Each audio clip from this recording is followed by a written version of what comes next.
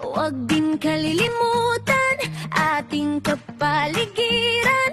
Pagkain ng masustansya ay atin nang simulan. Ang aking katawan ay laging mahina. Paano ko kaya ito masusolusyonan? Pagkain ng gulay at prutas at pag-eehersisyong tama. Nutrisyon at kalikas sa ating pangalagaan.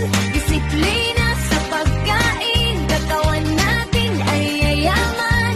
Masustansyang pagkain ay kailangan natin upang magkaroon ng energy. Kalinisan sa katawan ay dapat nating gawin dahil mahalaga ang higien.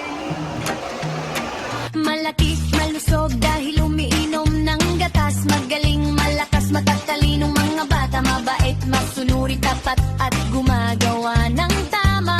Lagi tayo ay mag-go, glow, grow. Malnutrisyon, labanan, disiplina ang number one. Katawan ay alagaan, halusugan ay ingatan. O buhay ay gagaan kung tayo'y magtulungan sa pagunlad ng kaalaman. Sa buhay natin ng ehersisyo ay araw-arawin. Isang araw, 8 basong tubig laging inumin. Kalinisan panatilihin na gagawin tayo na tara na.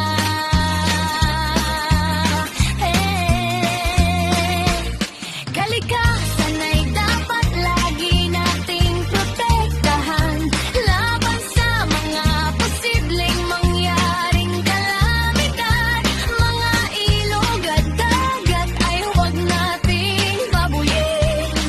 Ating kapunuan ay huwag nating ubusin dahil limitado lamang ang pinagkukuha ng pagkain. Magtanim tayo ng sama-sama. Kumain tayo ng masustansya. Mga puno't halaman na ating kayamanan. Dapat ingatan ng taraihan, hangin, sariwa. Lahat ng nilalang makakahinga kay gandang tanawin.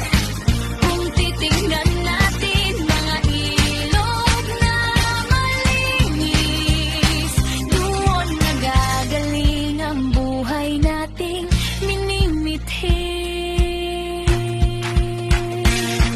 Kalusugan na siyang nakasalalay.